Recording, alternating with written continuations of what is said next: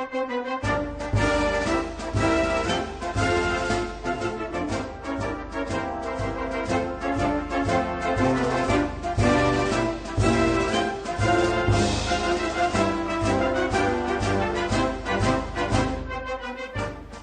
to Hobart High School's virtual Veterans Day Assembly.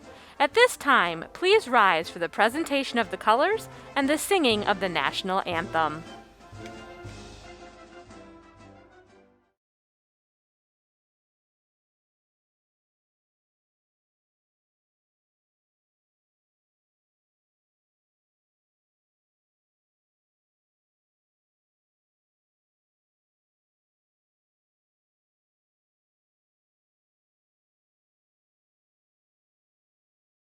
Oh, say, can you see by the dawn's early light what so proudly we hailed at the twilight's last gleaming, whose broad stripes and bright stars through the perilous fight o'er the ramparts we watched were so gallantly streaming, and the rocket's red glare, the bombs bursting in air, gave proof through the night that our flag was still there.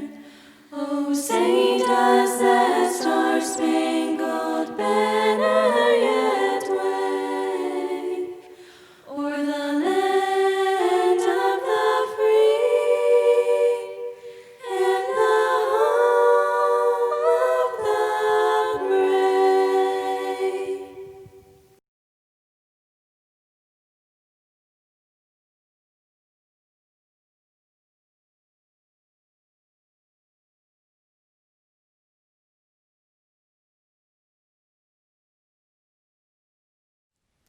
You may be seated. Before we continue our tribute to our veterans, I would like to take a moment to thank the following groups and individuals for making today's presentation possible: Hobart High School JROTC and their leaders, WOLFFGANG and Hobart High School bands and their directors, the winners of the VFW Voice of Democracy competition, and Mr. Gregory Crouch. Of course, we cannot forget to thank our veterans. At this time, we would like to express our deepest appreciation. Thank you, and please enjoy our tribute.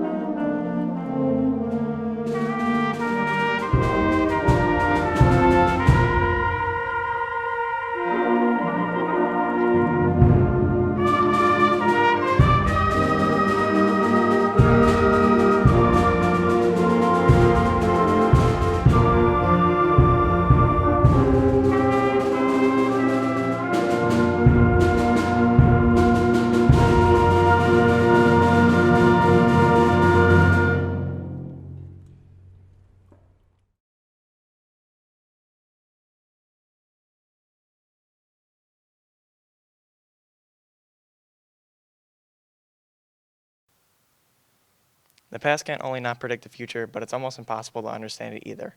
Possibilities are made anew every single day, and their secrets lie within a short minority of the population, which allows the public eye not even to think about these things. Imagine you're a poor farmer who grows up in the north part of the New World in 1787. You finished an armed rebellion against the government because they're attempting to take taxes against poor farmers. The U.S. government is only a few years old and still has a lot to decide and a lot to improve on. You, as a poor farmer, don't have access to newspaper and don't know anything about what's going on in government. Now, skip to today, where American people can't even avoid politics if they try. The past can only fantasize about what the new world is like, but we know for a fact. This shows that it's impossible to try and predict the future, but knowing the past, we can try and predict how the founding fathers would have felt about our country now. The seven founding fathers differed greatly from each other. While the founding fathers can be categorized into two groups, Federalists, who stood for a stronger central government, and the Democratic Republic, who stood for state rights over central government. With the overwhelming majority of the founding fathers being Federalists, it would make sense that the founding fathers would appreciate a strong central government. Another part of what the founding fathers would like for America is a strong and efficient military. As George Washington said in his first address, to be prepared for war is one of the most effective means of preserving peace. This shows the founding fathers would also appreciate a large and effective military. And lastly, the founding fathers all embody the phrase, the rights to life, liberty, and the pursuit of happiness. And that's why they chose to include it in the Constitution. With these three fundamentals, we can say that America and the founding fathers would be defined as a strong central government, a great and effective military with three fundamental freedoms: life, liberty, and the pursuit of happiness. The strong central government the founding fathers believed in can be explained through many parts. The fact that D.C. is an area rich in tourism and history, with many museums and attractions to show off true Americans in the past. The three-branch government with the division of power that constantly tries to adapt to the times and evolve with the country. The strong infrastructure that is known by multiple tech giants that came from American soil, such as Apple, Microsoft, and Google. These founding fathers would appreciate the strong central government based on economic trends.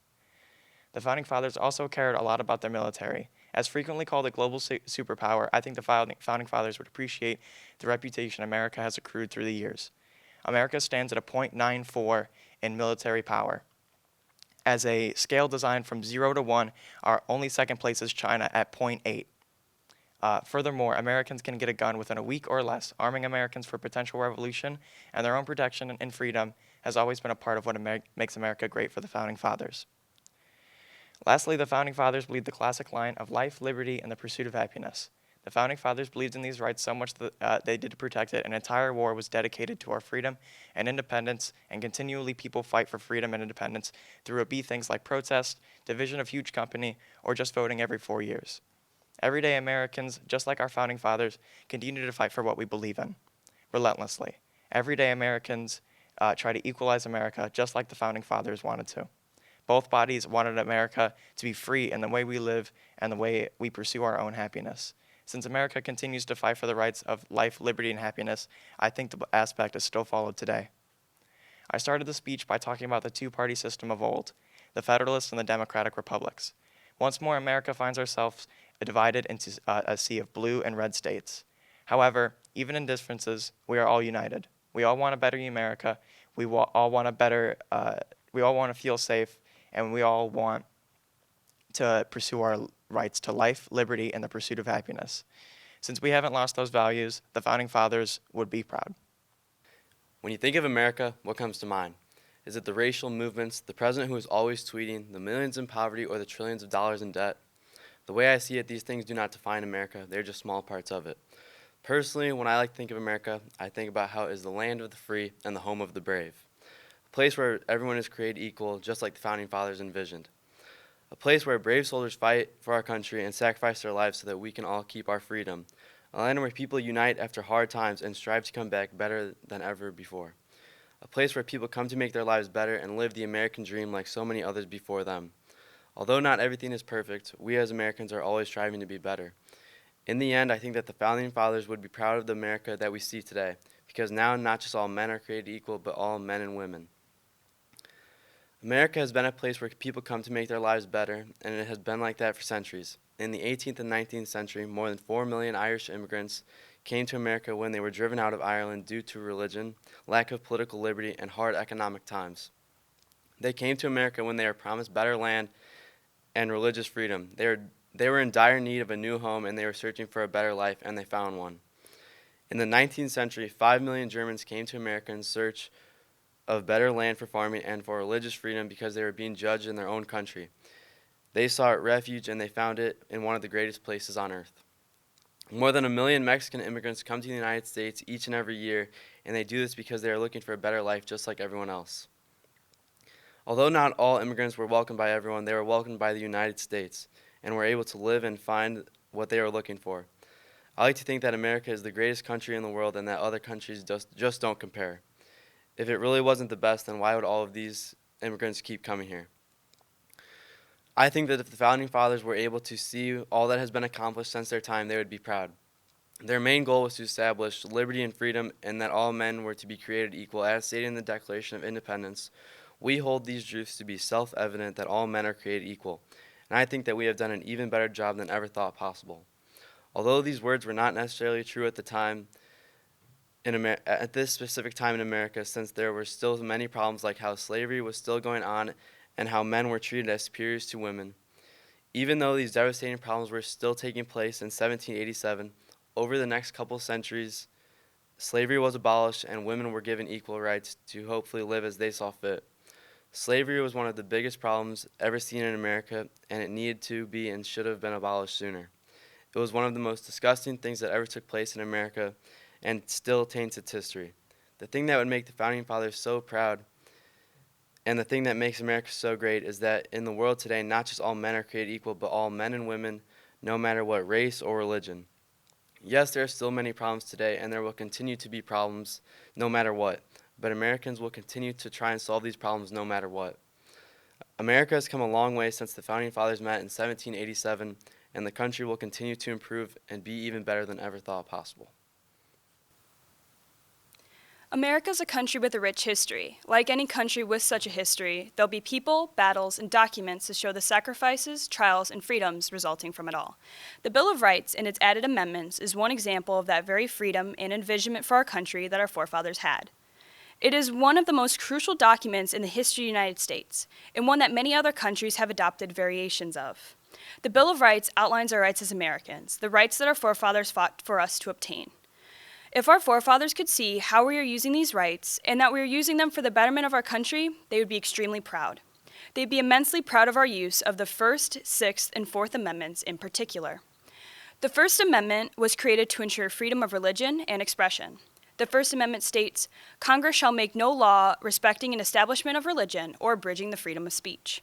This is one of, if not the most important amendment in our Bill of Rights, simply because it lays the groundwork for all other amendments in our country as a whole. Today, you have the freedom to practice whatever religion you choose. You can even choose to practice no religion at all. And that is one of the beautiful aspects of this amendment. You simply have the right to choose, to be your own person. Likewise, you have the freedom to say and express your thoughts and feelings to the government. Social media is an excellent tool for such activism. It is so often misused because of this very reason. Still, suppose people could kindly express their opinion and be cordial with one another. It could lead to great conversations as well as an amazing way to exercise their rights. The Sixth Amendment is another example of a fundamental right that our forefathers wanted us to use. This amendment is full of crucial laws that exist in our judicial system today, such as the right to a speedy and public trial, to be informed of the nature and cause of accusation, and other crucial groundwork for what we have today. Possibly the most important of these is the assistance of counsel for his defense. Without this valuable amendment, we may have had to defend ourselves in court, and I'm sure most of us would have little to no knowledge on how to do that. Like the Sixth Amendment, the Fourth is just as important when it comes to our justice system.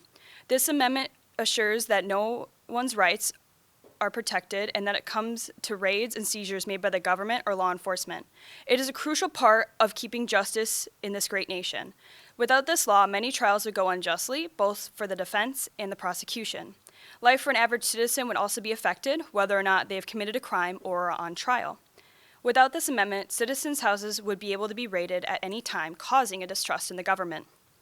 Our forefathers would be proud of our use of this amendment because we have kept that crucial relationship of citizens and government intact for the most part. This amendment protects both the rights of citizens and also protects their rights with the government. This was important then, important now, and will remain important in the future. Our forefathers granted us many rights we did not previously have. Through their trials and tribulations, they constructed a great nation, a great country that they indeed envisioned. There are still pressing issues. Unfortunately, there will always be issues in this world. Nevertheless, if we can stay united and exercise our rights appropriately, then with the help of these amendments, there is nothing stopping us from bettering this great foreseen nation. Thank you.